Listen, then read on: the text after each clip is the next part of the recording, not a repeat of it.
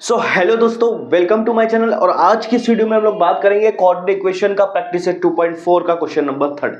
और question number 3 क्या बोला है कि with the help of flow chart given below solve the equation आपके पास दी है x square plus 2√3x plus 3 equal to 0 और नीचे फ्लो चार्ट दिया है। मैंने यहाँ पर फ्लो चार्ट नहीं बनाया, फ्लो चार्ट में यही दिया है, स्टेप वाइज दिया है। सेम चीज करना है आपको, यहां पर फॉर्मूला मेथड यूज करके रूट्स निकालना है। क्या निकालना है? रूट्स। ठीक है, तो देखो यहां पर क्वाड्रेटिक इक्वेशन आपको दिया है, आपको क्या करना है, इसको क्वाड्रेटिक इक्वेशन के जनरल फॉर्म से कंपेयर कर लेना है। पहले जनरल फॉर्म लिखो, तो ये उसका जनरल फॉर्म है। ये क्या है? उसका जनरल फॉर्म है। ठीक है, अब यहाँ देखो एक्स स्क्वायर एक ही जगह पे, यहाँ पे क्या है, अगर इन दोनों कंपेयर करूंगा तो ये सेम है, मतलब एक ही जगह पे क्या आ गया है, 1 आ गया है, कुछ नहीं था मतलब 1।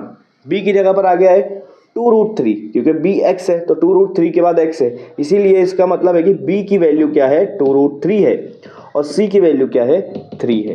तो a b c आपको सबसे पहले निकाल लेना है। सबसे पहले क्या निकाल लेना है? a b c निकालने के बाद आपको ये सॉल्व करना है, b स्क्वायर माइनस 4ac। क्या सॉल्व करना है? फ्लो चार्ट में बोला है कि सबसे पहले ये सॉल्व कर लो, b स्क्वायर माइनस 4ac। अब आप मुझे बताओ b स्क्वायर, b का स्क्वायर करो। b क्या है मेरे पास? 2√3 है, तो इसका मैं स्क्वायर करूंगा, मतलब इसके ऊपर स्क्वायर लगा दूंगा। ठीक है, उसके बाद क्या है? 4 के बाद क्या है? 4 के बाद a है बोले तो 1 और c बोले तो 3 है। ठीक है, अब 2 का स्क्वायर क्या होता है? 4 होता है।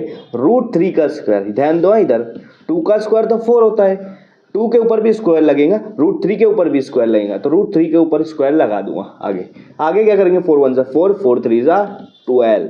अब आप यहां पर ध्यान दो, रूट और स्क्वायर अपोजिट चीज है तो कट हो जाएगा, मतलब यहां पे सिर्फ बचेगा 3, 4 के बाद 3 बचेगा।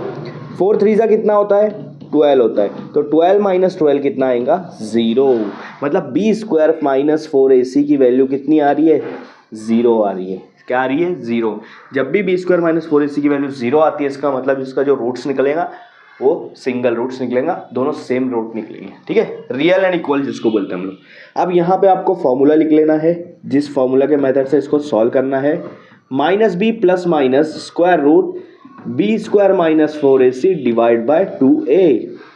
ठीक है, अब आप देखो माइनस लगाऊंगा सबसे पहले, उसके बाद क्या लिखा है? b लिखा है, तो b की जगह पे मैं उसकी वैल्यू रख दूंगा 2√3, उसके बाद है प्लस माइनस, उसके बाद है स्क्वायर रूट के अंदर देखो क्या दिया है, b स्क्वायर माइनस 4ac।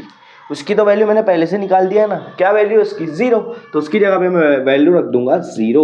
नीचे 2, a की वैल्यू क्या है? 1 है, तो a की जगह पे 1 लगा दो।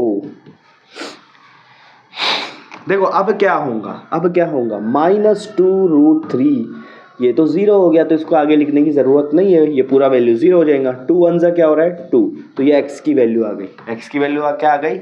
ये आ गई। अब ये 2 गेटिंग कैंसल, तो x की वैल्यू निकल गई यहाँ पे -√3। तो यहाँ पर एक ही रूट्स निकला है। क्या निकला है? एक ही रूट्स निकला है, क्योंकि b स्क्वायर माइनस 4ac की वैल्यू 0 थी। तो यहाँ पर अब आप बोलोगे क्वाड्रेटिक इक्वेशन के 2 रूट होते हैं, तो दोनों इसके रूट्स आएंगे -√3 और -√3, मतलब दोनों जो रूट है वो सेम है। दोनों रूट क्या है? सेम है। ठीक है, तो दोनों रूट उसके क्या आ जाएंगे? सेम आ जाएंगे। जब भी b स्क्वायर माइनस 4ac की वैल्यू 0 आती है, तो जो रूट्स आते हैं वो सेम रूट्स आते हैं। आया समझ में? इस तरह से इस क्वेश्चन को सॉल्व करना था।